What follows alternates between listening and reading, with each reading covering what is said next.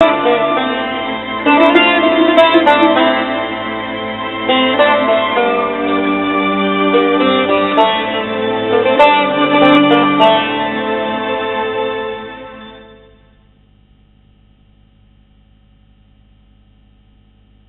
الرحیم اللہم صلی علی محمد و آل محمد وعجل فرجہم۔ خداوند عالم کا بے پایا سلام و صلوات و درود حضرت ختمی مرتبت محمد مصطفیٰ اور آپ کے پاک و پاکیزہ خاندان پر۔ السلام علیکم ناظرین، ایک نسبتاً ایک وقفے کے بعد آپ کی خدمت میں دوبارہ حاضر ہوئے ہیں۔ ماہ مبارک رمضان گزر چکا ہے، اس کے بعد عید کے ایام جاری ہیں، عید کا مہینہ اس کو کہا جاتا ہے۔ میں مبارکباد پیش کرتا ہوں پہلے تو خود ماہ مبارک کی کہ خدا نے ہمیں توفیق دی اور آپ کو توفیق دی کہ اس ماہ مبارک میں ہم قرار پائیں اور اس سے بھرپور فائدہ اٹھائیں۔ اور اس کے بعد بہرحال عید کا موقع تھا، اور عید بھی یقیناً واقعی عید ان لوگوں کے لیے تھی کہ جنہوں نے ماہ مبارک رمضان کے لمحے لمحے سے فائدہ اٹھایا۔ چونکہ ماہ مبارک رمضان جیسا کہ آپ سبھی لوگ جانتے ہیں کہ حاصل کرنے کا مہینہ ہے، کچھ کھونے کا مہینہ نہیں ہے۔ امید ہے کہ ہم نے صرف ماہ مبارک رمضان میں حاصل ہی کیا ہوگا، کچھ کھویا نہیں ہوگا۔ ویسے ہم اپنے بارے میں زیادہ بہتر طور پہ جانتے ہیں، آپ اپنے بارے میں زیادہ بہتر طور پر جانتے ہیں۔ ہر آدمی اپنی اپنی جگہ پر اپنا تجزیہ کر سکتا ہے کہ اس نے ماہ مبارک میں کیا کیا۔ بہرحال عید آ چکی ہے، عید ہم منا چکے ہیں، اور ہو سکتا ہے کہ آج کا دن بھی عید ہو یا ہر دن ہمارا عید ہو، جیسے کہ امام علی سلام اللہ علیہ فرماتے ہیں کہ جس دن بھی ہم گناہ نہ کریں وہ دن ہمارا عید کا دن ہوتا ہے۔ تو ہو سکتا ہے کہ آج کا دن بھی ہمارا خود ایک عید کی طرح ہو۔ بہرحال یہ ہم جانتے ہیں اور ہمارا خدا جانتا ہے۔ بہرحال امید یہی ہے کہ ہر دن ہمارا عید رہے، اور دعا بھی یہی ہے اور کوشش بھی یہی کرنا چاہیے کہ جس طرح سے عید ہم نے منائی ہے ماہ مبارک رمضان کے بعد، اسی طرح ہر دن ہم عید کے طور پر منائیں، اور وہی تصور جو عید کا ہے وہی ہر دن ہم رکھیں اسی تصور کو۔ تو ناظرین، آپ دیکھ رہے ہیں مشعل راہ میں آپ کا خیر مقدم ہے۔ ہم گفتگو کر رہے تھے، جیسا کہ آپ کو اگر یاد ہو، عقیدہ معاد پر، قیامت کا جو تذکرہ ہے، قیامت کا جو عقیدہ ہے اس پر ہم گفتگو کر رہے تھے۔ آج ہم اسی گفتگو کو آگے بڑھائیں گے۔ البتہ آج ہمارے اسٹوڈیو میں نئے مہمان ہیں۔ آج ہم نے مہمان کو دعوت دی ہے جناب حجت الاسلام والمسلمین سید عدیل اصغر کاظمی صاحب قبلہ کو۔ تو چلتے ہیں ان کی خدمت میں اور سلامت کرتے ہیں۔ قبلہ السلام علیکم۔ السلام علیکم ورحمۃ اللہ وبرکاتہ۔ میں بھی تمام ناظرین اور آپ حضرات کی خدمت میں بھی عید کی مناسبت سے مبارکباد پیش کرتا ہوں، اور امید کرتا ہوں اور دعا بھی کرتا ہوں کہ انشاءاللہ اللہ تعالیٰ تمام روزے داروں اور تمام نمازیوں اور تمام مومنین مسلمانوں کے اعمال کو بحسن خوبی انشاءاللہ قبول فرمائے، اور ساتھ ہی ساتھ آنے والے تمام ایام میں ماہ مبارک ہی کی طرح سے گناہوں سے بچنے کی توفیق عنایت فرمائے انشاءاللہ۔ الہی آمین۔ قبلہ اگر اجازت دیں تو ایک چھوٹا سا وقفہ لیتے ہیں، اس کے بعد پھر اپنی گفتگو کو آگے بڑھاتے ہیں۔ ناظرین کہیں جائیے گا نہیں، دیکھتے رہیے ہمارا پروگرام۔ حقیقت معاد۔ عقیدہ معاد اسلامی عقائد کا ایک اہم اور پیچیدہ اور در عین حال انتہائی لطیف مسئلہ ہے، جس کی حقیقت کا بیان زبان وحی سے ہی ممکن ہے۔ معاد یعنی مادی دنیا میں رہتے ہوئے آخرت کی حقیقت کا ادراک۔ اس حقیقت کو مد نظر رکھتے ہوئے کہ انسانی روح مادی جسم میں مقید ہونے کے باوجود ایک الگ حقیقت اور وجود کی حامل ہے، اس حقیقت کے بارے میں دو زاویوں سے بحث کی جا سکتی ہے، ایک عقل عملی کی روح سے اور دوسرا عقل نظری کے اعتبار سے۔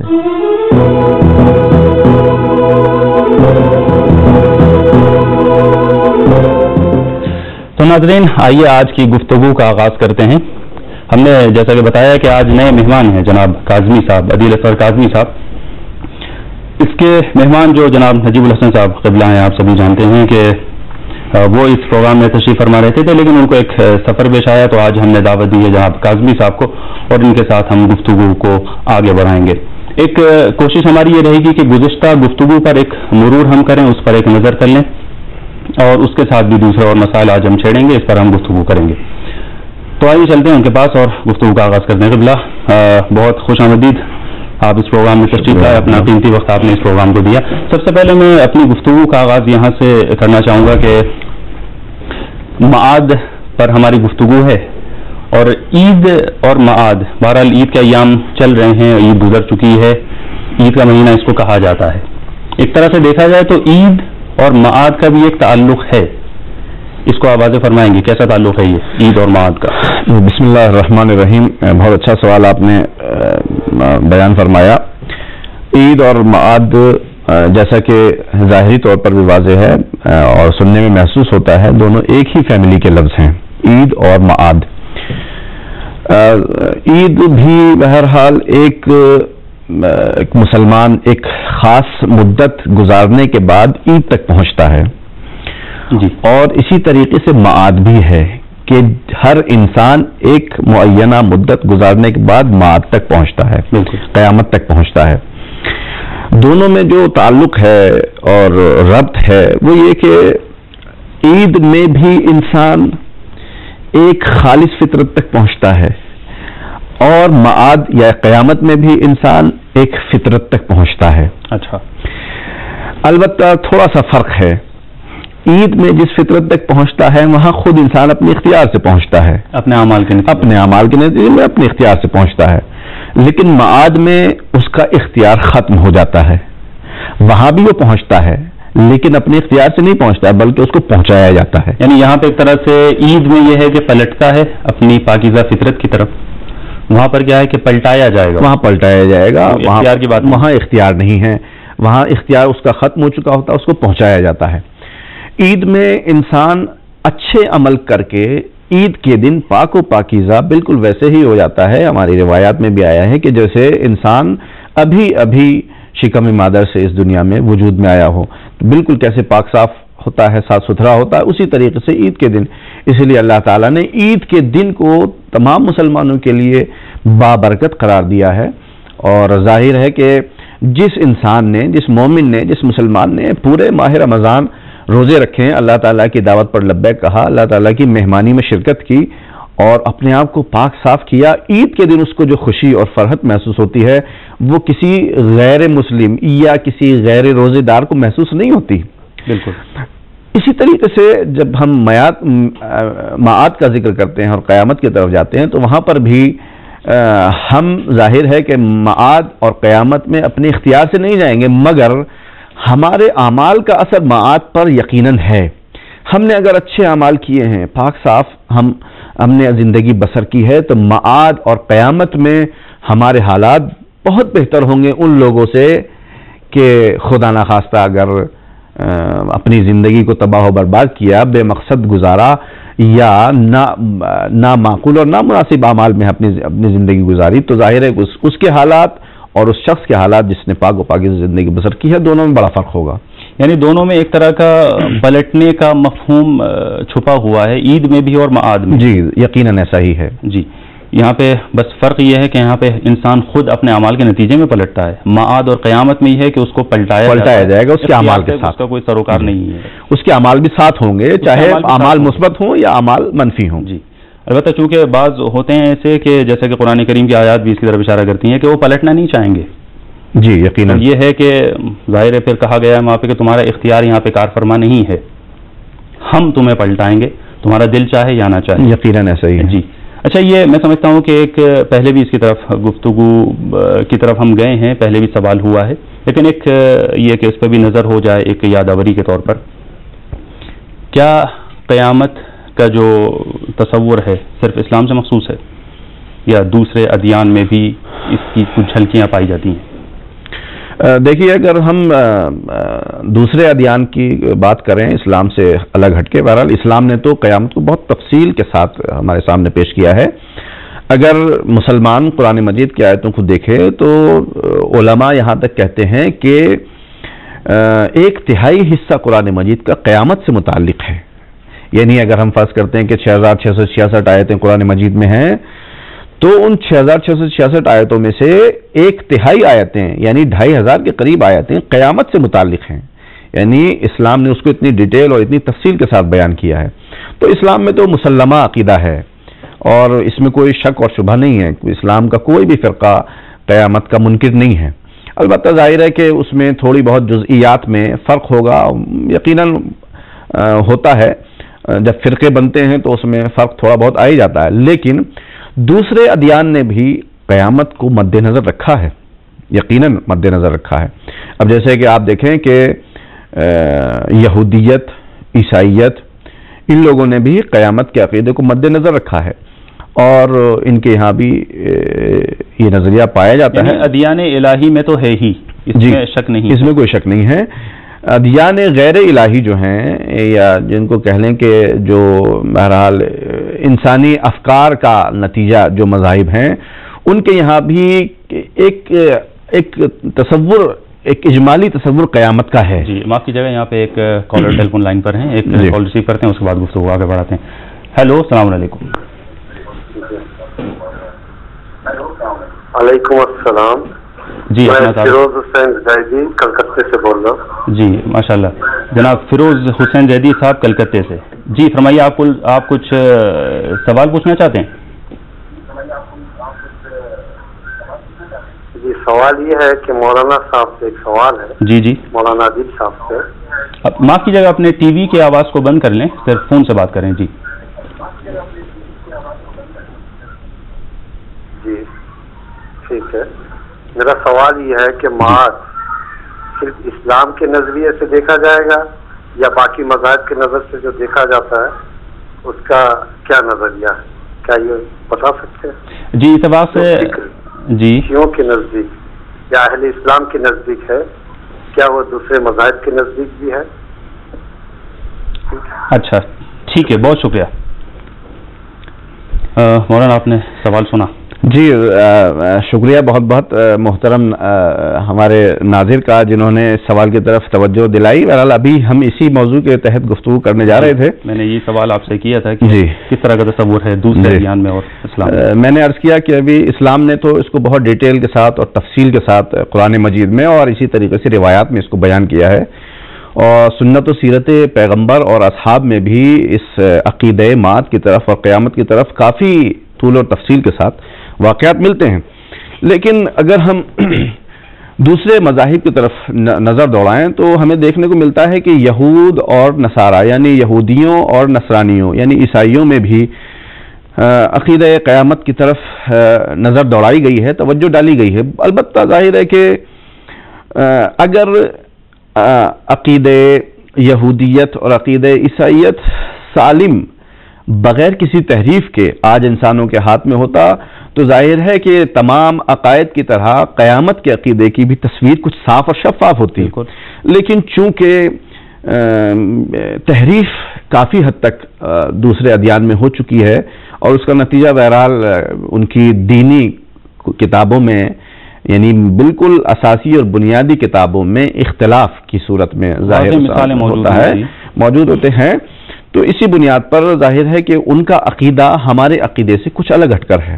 قرآن مجید نے صاف الفاظ میں کہا کہ وَقَالُوا لَن يَدْخُلَ الْجَنَّةَ إِلَّا مَنْ كَانَ هُودًا أَوْ نَصَارَىٰ، یہ لوگ یہ کہتے ہیں کہ جنت میں ہرگز داخل ہی نہیں ہوگا کوئی انسان مگر یہ کہ وہ یا یہودی ہو یا عیسائی ہو، یہودی ہو یا نصرانی ہو، یعنی انہوں نے صرف جنت اپنے لیے مخصوص کر لی، یہودی یا عیسائی۔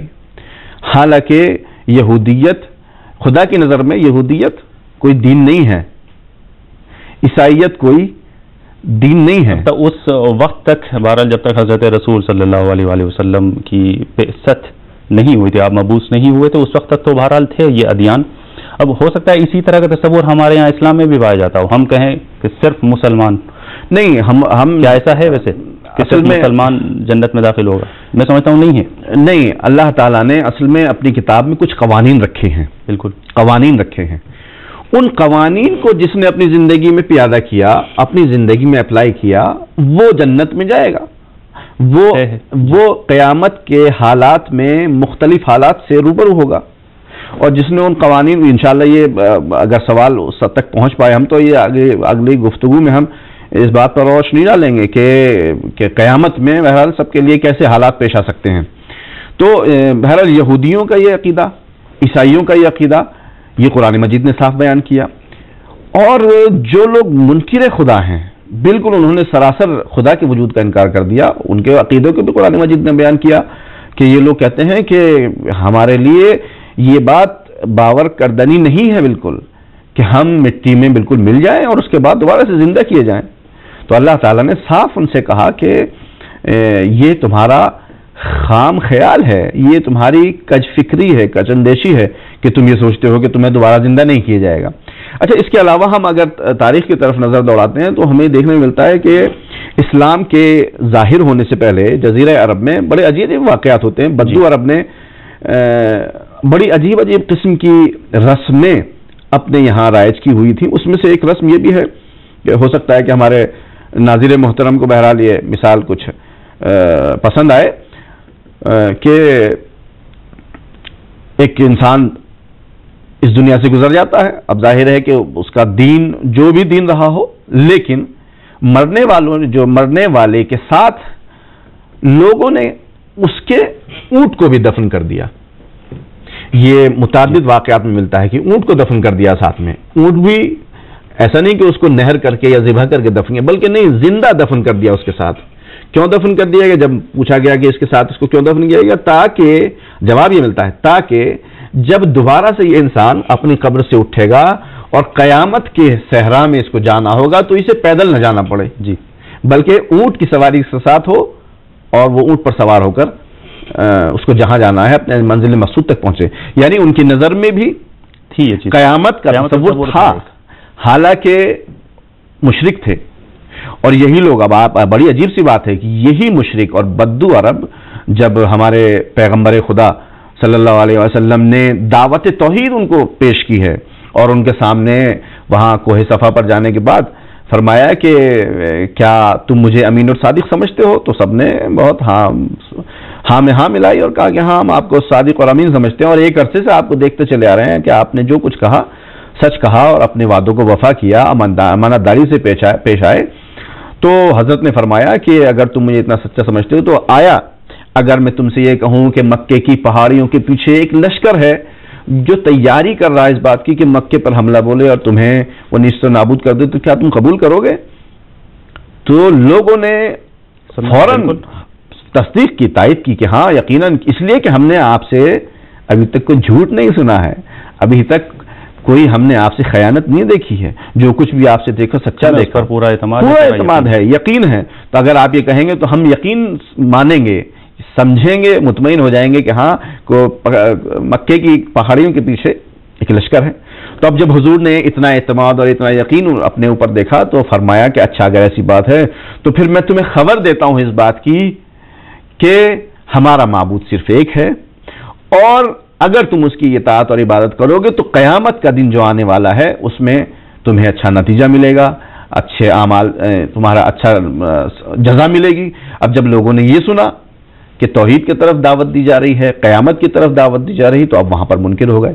حالانکہ یہی لوگ اسلام کے ظہور سے پہلے خود اپنے عقیدہ قیامت کی بنیاد پر اس مرنے والے کے ساتھ وہ چیزیں دفن کر رہے ہیں. جی، میں آپ کی بات کو معاف کیجیے گا، یہیں پہ روکتا ہوں، ایک چھوٹا سا بریک لیتے ہیں. ناظرین کہیں جائیے گا نہیں، آپ دیکھ رہے ہیں مشعل راہ پروگرام. ایک وقفے کے بعد پھر پلٹتے ہیں. اللهم صل على محمد وآل محمد وآل محمد.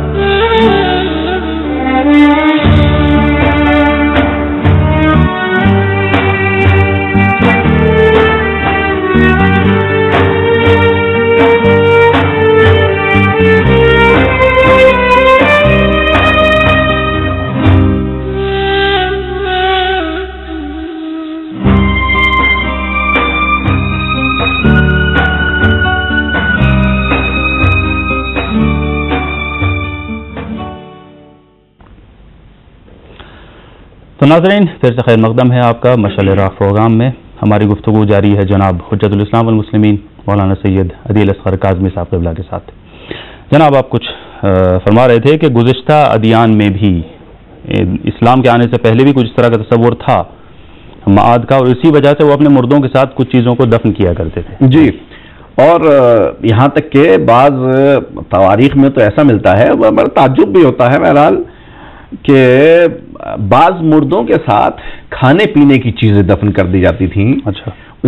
بعض جو عام زندگی میں روزمرہ کی ضرورتیں ہیں، مثال کے طور پر لوٹا ہے، برتن ہیں، ایک پہننے کے لیے کپڑے ہیں، اس قسم کی چیزیں بھی اس کے ساتھ دفن کر دی جاتی تھی، اس تصور کے ساتھ کہ جب یہ دوبارہ زندہ ہوگا انسان تو اس کو ضرورت پڑے گی اور وہ ان کو استعمال کر کے اپنے مقصد تک پہنچ جائے گا. کل ملا کر نتیجہ یہ نکلتا ہے کہ قیامت کا تصور کسی دین کے ساتھ مخصوص نہیں ہے. انسان اگر اپنی اصلی فطرت کو مد نظر رکھے اور اس کو اپنی خواہشات نفسانی اور بیجا فکر و خیالات سے اگر پاک اور صاف رکھے اپنی فطرت کو، تو اس کی فطرت خود اندر سے اس کا ضمیر آواز دے گا کہ تم ایک نہ ایک دن دوبارہ سے زندہ کیے جاؤ گے اور کسی نہ کسی نتیجے تک ضرور پہنچو گے. چونکہ ظاہر ہے کہ اگر یہ عقیدہ قیامت کا کسی خاص مذہب سے متعلق ہوتا تو ظاہر ہے کہ تمام جو ادیان ہیں، چاہے وہ ادیان الہی آسمانی ہوں یا ادیان غیر الہی غیر آسمانی ہوں، تو ظاہر ہے ان کے ہاں پھر تمام لوگوں کے ہاں یہ عقیدہ نہیں پایا جانا چاہیے تھا. لیکن ہم یہ دیکھتے ہیں کہ آج بھی بہرحال ہمارے ممالک میں یہ دیکھیے کہ مختلف قسم کے مذاہب کا رواج ہے جی، اور ہر مذہب میں تقریباً قریب بے اتفاق جہاں تک مجھے اطلاع ہے، آپ یہ دیکھیے کہ مرنے کے بعد کے حالات کیسے، جو لوگ وارث ہوتے ہیں مرنے والے کے رشتہ دار ہوتے ہیں، اس کی روح کی خوشنودی کے لیے، اس کی روح کی اطمینان کے لیے، اس کی روح کی تسلی کے لیے، ترویح روح کے لیے، یا ہم کہہ لیں ایصال ثواب کے لیے کچھ نہ کچھ انجام دیتے ہیں. بالکل. بھوکوں کو کھانا کھلاتے ہیں، صدقہ دیتے ہیں، مجلس کرتے ہیں، قرآن پڑھتے ہیں، فاتحہ خوانی ہوتی ہے، مختلف قسم کے رسم رائج ہوتے ہیں ہر کسی کے ہاں، چاہے کوئی بھی مذہب کوئی بھی ملت ہو، چاہے وہ آسمانی کتاب سے متعلق ہو یا آسمانی کتاب سے متعلق نہ ہو. میں سمجھتا ہوں کہ آپ نے جیسا کہ بتایا، جو منکر ہے معاد کا، بالکل میٹیریلسٹ ہے، مادہ پرست ہے، وہ یقین نہیں رکھتا اس پر، لیکن اس کے باوجود مجھے ایسا لگتا ہے کہ کہیں نہ کہیں پہ اپنی زندگی میں وہ باوجود ہے کہ منکر ہے، سرے سے کہتا ہے کہ میں اعتقاد نہیں رکھتا ہوں قیامت پر، قیامت بالکل کوئی ایسی چیز نہیں ہے، کہیں نہ کہیں اپنی زندگی میں اس چیز کو محسوس کرتا ہے. کیوں؟ اس لیے کہ اس کے پاس عقل اللہ نے سب کو دی ہے. جی، عقل جس کے پاس بھی ہے، سب کے پاس ہے، وہ اس کو کہیں نہ کہیں اس کے اثر کو اور اس کی ضرورت کو محسوس کرتا ہوگا. سیدھی سی بات ہے. دیکھیے اللہ تعالیٰ نے، یعنی یہ میرا اپنا عقیدہ ہے اور کوئی ضروری نہیں کہ ناظرین اس سے متفق ہوں، لیکن میں چونکہ دلیل دے رہا ہوں تو بہرحال اب دیکھیے گا، اس کو ملاحظہ فرمائیے. میں یہ سمجھتا ہوں کہ اللہ تعالیٰ نے جتنے بھی ایسی چیزیں، وہ اعتقادات جو ہمارے لیے آنکھوں سے نظر آنے والی نہیں ہیں، فرض کیجئے فرشتے، قیامت کا مسئلہ، برزخ کا مسئلہ اور سزا اور جزا کا مسئلہ، یہ تمام مسائل جتنے بھی ہیں، ان تک پہنچنے کے لیے اللہ تعالیٰ نے اسی دنیا میں کچھ نہ کچھ ایسی مثالیں ضرور رکھ دی ہیں. آج کل تو بہت سی ہیں اس دنیا میں، کچھ نہ کچھ مثالیں ایسی ضرور رکھ دی ہیں جس کو دیکھ کر کے انسان ان ماورائی اور غیبی مسائل کی طرف متوجہ ہو سکتا ہے. بالکل، بہت اچھی بات آپ نے کی. اب ایسے اس میں مجھے تعجب ہوتا ہے آج، جو کہ جیسے میں نے بتایا کہ بہت سی چیزیں ایسی ہیں، ایک دو نہیں ہیں، جو نگاہ سے نہیں دیکھی جا سکتی، آنکھوں سے نہیں دیکھی جا سکتی، لیکن موجود ہیں. جی جی بالکل. اب مثال کے طور پر ابھی جو آپ نے فرمایا کہ میٹریلسٹ ہے اور وہ کسی بھی طریقے سے خدا کو مانتا نہیں ہے، تو ظاہر ہے جب خدا کو نہیں مانتا ہے تو قیامت کے عقیدے کا بھی انکار کرتا ہے. لیکن آیا یہی انسان اس دنیا میں کوئی ایسا کام نہیں کرتا کہ جو قیامت کی مثال بن سکے؟ یقیناً کرتا ہے. اب میں ایک چھوٹی سی مثال دیتا ہوں آپ کو. اسکول کالج تو سبھی جگہ ہوتے ہیں، اور ظاہر ہے کہ کوئی بھی انسان اگر پڑھا لکھا ہے تو یقیناً اس نے اسکول اور کالج میں حاضری دی ہوگی، اٹینڈنس رہی ہوگی اس کی. تو اب آپ دیکھیے کہ کیا اسکول اور کالج میں تمام اسٹوڈنٹس، تمام طلباء، تمام شرکاء مساوی ہوتے ہیں، برابر ہوتے ہیں؟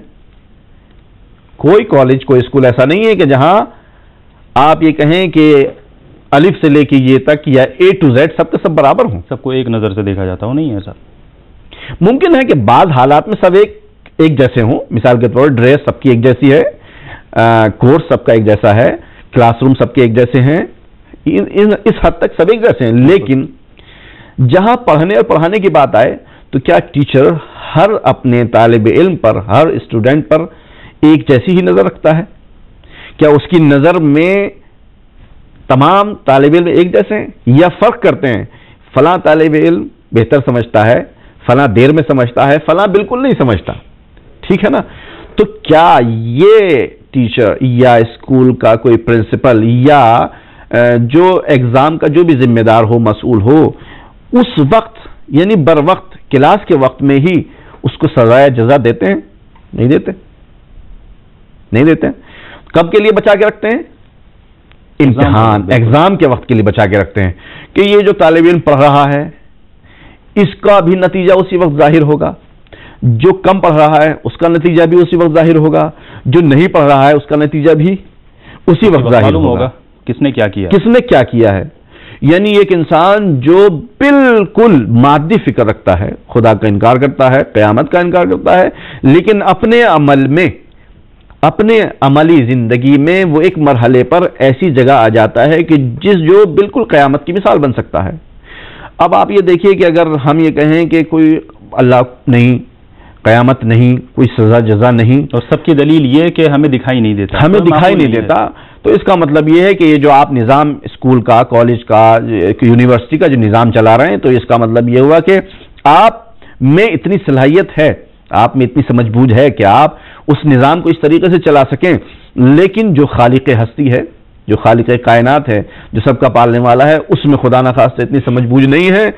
یعنی جس نے عدم سے سب کو وجود بخشا ہے, جس نے تمام نعمتیں دی, اس میں اتنی خدا نخواستہ خاکم بدہن کی اتنی صلاحیت نہیں ہے کہ وہ ایسے ہی کسی نظام کو تھوڑے بہتر طریقے سے ایجاد کر سکے کہ جس کی بنیاد پر صحیح اور غلط میں تشخیص دی جا سکے, امتیاز کا قائل ہوا جا سکے.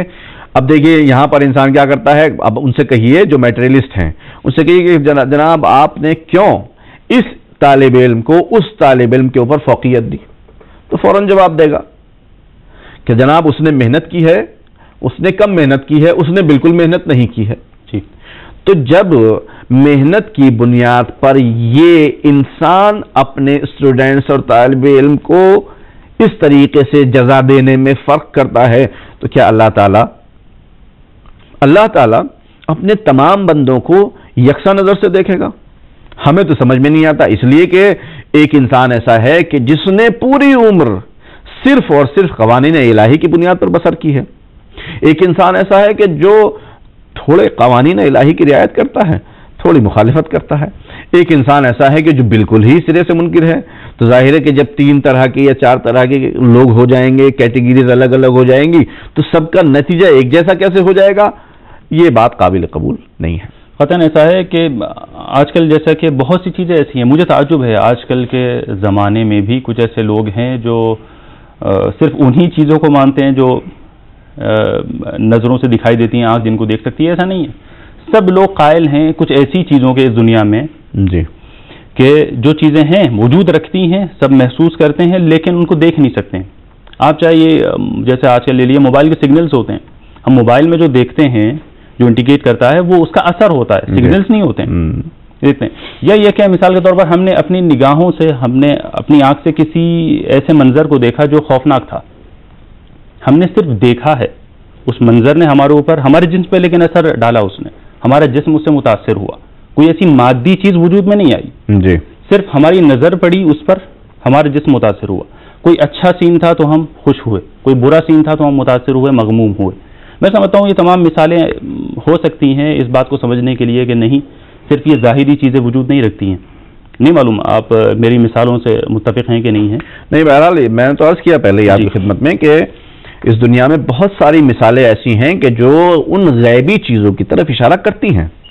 بس ضرورت اس بات کی ہے کہ ہم ان مثالوں کو برائے مثال نہ دیکھیں, بلکہ ان مثالوں کو वसीला बना कर देखें। जब वसीला बनाएंगे तो जाहिर है कि एक वसीला इंसान को किसी नतीजे तक पहुंचाता है, किसी मकसद तक पहुंचाता है। तो जब हम उसको, उस मिसाल को वसीला बनाकर अपने सामने देखेंगे और उसको मुलाहिजा करेंगे तो यकीनन हम नतीजे तक पहुंचेंगे। जी, एक शुबहा है जो कुरान करीम में भी उसका जिक्र है, और मुझे याद आ रहा है कि एक नाज़रीन में से एक साहब ने भी ये सवाल किया था इसी प्रोग्राम में, लेकिन हमने ज़्यादा उस पर गुफ्तगू नहीं की थी वक्त की वजह से। वो ये है कि जिस्म तो मिट्टी में मिल जाते हैं, फना के घाट ज़ाहिरन उतर जाते हैं, फना हो जाते हैं, उसके बाद फिर उनको हम कहते हैं कि बल्टाया जाएगा और उनको एक जिस्म दिया जाएगा। तो सवाल ये है कि क्या जब उनको दोबारा ज़िंदा किया जाएगा यही हमारा जिस्म होगा जो हमारा और आपका इस वक्त है, या कोई दूसरा जिस्म होगा? मतलब मैं इस सवाल का जवाब आपसे चाहूँगा एक वक्फे के बाद। माफ़ कीजिएगा, मैं आपकी बात को यहाँ पर रोकता हूँ। नाज़रीन, इस सवाल का जवाब हम वक्फे के बाद दरियाफ्त करेंगे। देखते रहिए हमारा प्रोग्राम।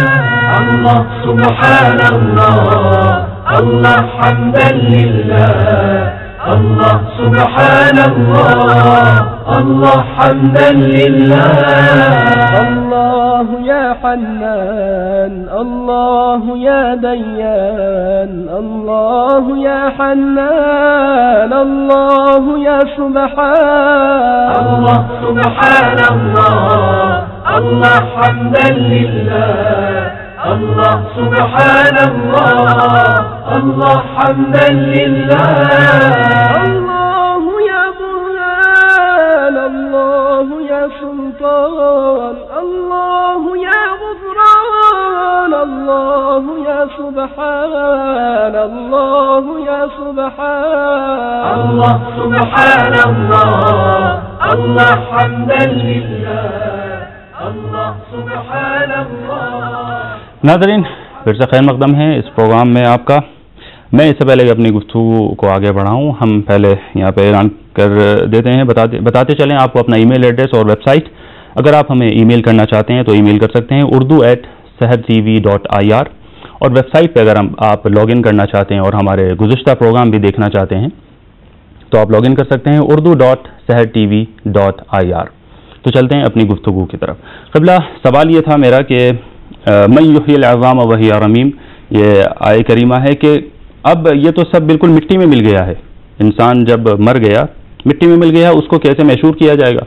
फिर कहते हैं कि जब मशहूर किया जाएगा तो उसको जिस्म दिया जाएगा। तो क्या जिस्म ये होगा या कोई दूसरा जिस्म होगा दूसरी तरह का, जिसमें मिसाली होगा जिसे कहा जाए? जी, सवाल बहुत अहम है आपका, और मैं जैसा कि गुज़श्ता गुफ्तगू में अर्ज़ कर चुका हूँ कि हम दुनिया में मौजूद अपने इर्द गिर्द बहुत सारी चीज़ों के ज़रिए से उन मिसालों को और उन बातों को समझ सकते हैं जो हमारे साथ पेश आने वाली हैं या हमारे अक़ीदे के एतबार से गैबी हैं।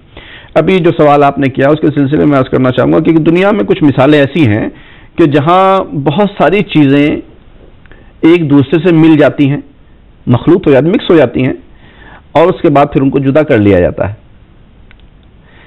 अब कहने वाले यही कहते हैं कि हमारा जिस्म मिट्टी में मिल गया, एक एक कब्र में 70-70 मुर्दे चले गए, और बहुत से ऐसे हैं कि फ़र्ज़ कीजिए कि आजकल तो जगह जगह बम ब्लास्ट होते हैं और निहायत अफसोसनाक खबरें मिलती हैं, और कितने लोग ऐसे हैं कि जिनके जिस्म के टुकड़ों का भी पता नहीं चलता कि जिस्म का कौन सा हिस्सा कहाँ चला गया, कुछ नहीं मिलता और जाहिर है तो अब ऐसे लोग कैसे जिंदा, जिनके टुकड़ों का ही पता ना चले तो उनको कैसे इसी जिस्म के साथ उठाया जाएगा। तो मैं एक दो मिसालें छोटी छोटी अर्ज करके अपनी बात को इख्तिताम तक पहुंचाऊं इस सवाल के सिलसिले में कि अब आप ये देखिए कि हमारे हिंदो पाक में बहरहाल इस बात का ज़्यादा रिवाज है कि जब रोटी घर में तैयार की जाती है तो आप देखें कि रोटी पकाने से पहले ख़वातीन आटा छानती हैं, और उस छलनी में से जिसमें छानती हैं, जब आटा छानती हैं तो आटा नीचे निकल आता है, अलग हो जाता है, और छलनी में भूसी रह जाती है। यानी वो एक आटा जो उन्होंने बोरी से या किसी ज़र्फ से निकाल कर इस छलनी में डाला था, अभी इसमें उस भूसी का और आटे का मिक्सचर मौजूद है।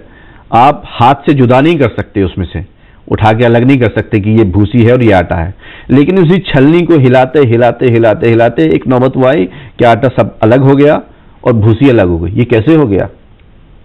ایک عام انسان ہے کہ تھوڑی دیر کے لیے چھلنی کو ایسے ہلائے تو بھوسی الگ اور آٹا الگ. یا اس اور دوسری چیزیں لے لیں، آپ دواؤں کی مثال لے لیں یا جو کھانے پینے کے پروڈکٹس ہیں اس پہ لکھا رہتا ہے. جی آپ ظاہراً ایک لکوڈ دیکھتے ہیں جی جی کہ یہ ایک پانی ہے، لکوڈ ہے، اس میں آپ دیکھ کے نہیں معلوم ہوگا آپ کو کہ اس میں کیا کیا ملا ہوا ہے، لیکن معلوم ہے، اور جو جانکار ہیں وہ اس کو الگ کر سکتے ہیں. دیکھیے اس میں یہ بھی ملا ہے، ان کو آپ دے دیں اگر دیکھنے. پانی کا تجزیہ کر دیا لوگوں نے، جی بال کا تجزیہ کر دیا لوگوں نے، ناخن کا تجزیہ کر دیا لوگوں نے، ہوا کا تجزیہ کر دیا، گیس کا تجزیہ کر دیا. کون سی چیز ایسی ہے کہ جو آج کی سائنس نے اور ڈاکٹرز نے، سائنسدانوں نے اس کا تجزیہ نہ کیا ہو اور بتا دیا ہو کہ اس میں یہ چیزیں مکس ہیں اور ان سب کو جب ایک جگہ کیا جائے گا تو یہ چیز مثال کے طور پر ہمارے سامنے آ جائے گی. اس کا مطلب یہ کہ یہ انسان کے اندر بھی یہ صلاحیت موجود ہے کہ وہ ایک چیز کو متعدد چیزوں میں بانٹ دے اور متعدد چیزوں کو ملا کر کے ایک چیز بنا دے. تو یہ ایک انسان میں اتنی صلاحیت ہے تو خالق انسان، تو یہ تو ایک سامنے کی بات ہو گئی. لیکن قرآن مجید نے بھی یہ منظر بہت اچھے طریقے سے پیش کیا ہے اور ہمارے ناظرین بہرحال بارہا سنتے ہیں اس بات کو. یہاں اگر ذکر کر دوں تو میں سمجھتا ہوں کہ مفید ہوگا کہ جناب ابراہیم علیہ السلام نے خدا سے دریافت کیا کہ رب ارنی کیف تحیی الموتى، اے پروردگار مجھے دکھا، مجھے بتا کہ تو مردوں کو کیسے جلائے گا، کیسے زندہ کرے گا. ظاہر ہے کہ یہ سوال جناب ابراہیم کے ذہن میں، حالانکہ وہ تو مقام یقین تک پہنچے ہوئے ہیں، مقام نبوت ان کے پاس ہے، توحید کے علمبردار ہیں. تو سے جواب آیا کہ اولم تؤمن، کیا تمہارا ایمان نہیں ہے ابراہیم؟ تو جناب ابراہیم نے فوراً عرض کیا بلا، ایمان ہے، ولکن لیطمئن قلبی، بس میں یہ چاہتا ہوں کہ میرا دل مطمئن ہو جائے، یعنی میں اپنی آنکھوں سے دیکھ لوں کہ تو زندہ کیسے کرے گا. ظاہر ہے کہ جو بات سنی ہوئی ہوتی ہے وہ سنی ہوتی ہے، جو دیکھنے والی دونوں میں فرق ہوتا ہے. لہذا پروردگار نے جناب ابراہیم کی دعا کو قبول کیا اور فرما دیا کہ تم 4 پرندے لو اور ان کو ذبح کرو، اور ذبح کرنے کے بعد ان کے گوشت کو مکس کر لو، ملا دو، بالکل ٹکڑے ٹکڑے سب کے ملا دو گے اس طریقے سے کہ اس میں تشخیص نہ دیا جا سکے کہ یہ ٹکڑا کس جانور کا، اور ان کو الگ الگ پہاڑوں پر رکھ دو، یعنی منتشر کر دو.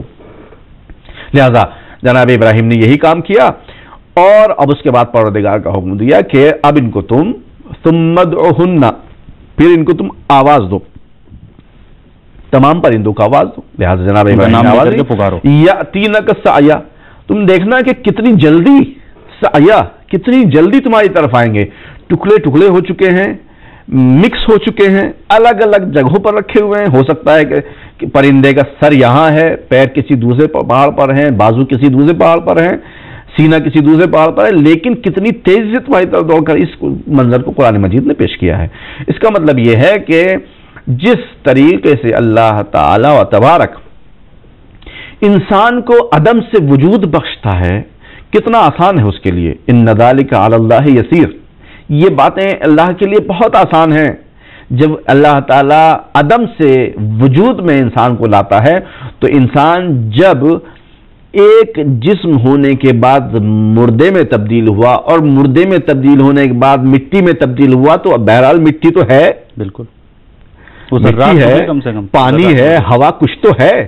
جب یہ ہے تو جب عدم سے وجود میں انسان کو لا سکتا ہے اللہ تعالیٰ تو ظاہر ہے وجود سے وجود تو یعنی ہم کہتے ہیں کہ بطریق اولا اور آسان تر ہے، ہو جاتا ہے. اچھا، اب وقت ہمارے پاس بڑا محدود ہے، زیادہ وقت نہیں ہوگا. ایک سوال میں اور کرنا چاہوں گا اور امید ہے کہ اس میں ہمیں جواب مل جائے گا. تقریباً 3 منٹ ہمارے پاس ہیں.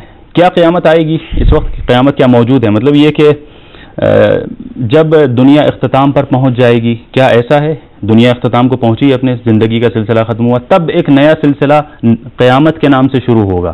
کیا ایسا ہے یا کوئی اور دوسری صورتحال ہے اس کی؟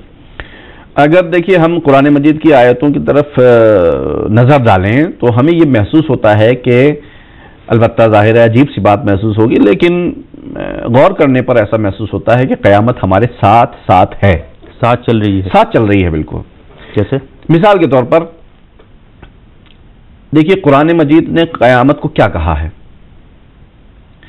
قیامت کو قرآن مجید نے کہا ہے کہ قیامت کا دن وہ دن ہے کہ جب تمام اعمال ظاہر ہوں گے. یہ تمام اعمال ظاہر ہوں گے، یہ نہیں کہ وجود میں آئیں گے بلکہ ظاہر ہوں گے. ظہور کا لفظ استعمال ہوا ہے قیامت کے لیے. تمام اعمال ظاہر ہوں گے، نہیں کہ وجود میں آئیں گے. یعنی ظاہر کا مطلب یہ ہے کہ جو چیز پردے کے پیچھے ہے اللہ تعالیٰ قیامت میں اس کو پردے کے سامنے لے آئے گا اور سب کی آنکھوں کے سامنے لے آئے گا. یعنی ایک چیز پہلے سے موجود ہے، تو جو موجود ہے تو کہاں موجود ہے وہ؟ تو قیامت سے پہلے کا جو دنیا ہے وہ کیا ہے؟ یہ ہماری دنیا ہے. لہذا وہ تمام اعمال.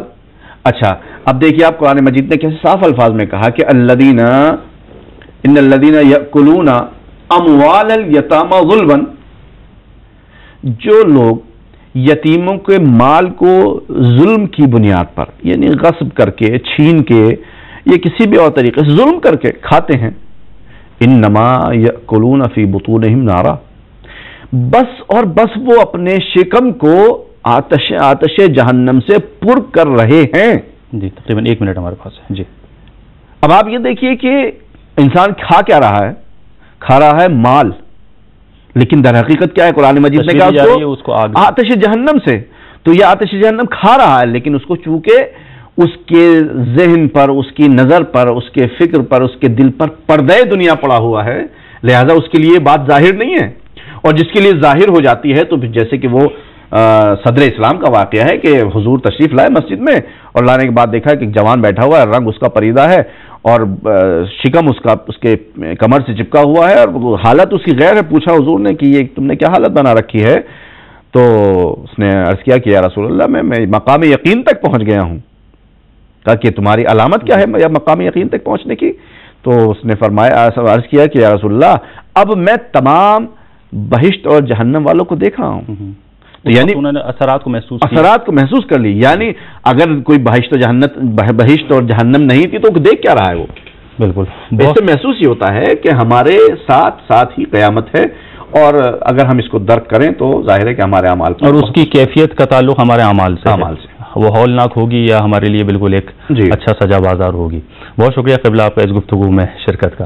میں شکر گزار ہوں. ناظرین میں آپ کا بھی شکر گزار ہوں کہ آپ نے اس پروگرام کو دیکھا. امید ہے کہ آپ کو یہ پروگرام پسند آیا ہوگا.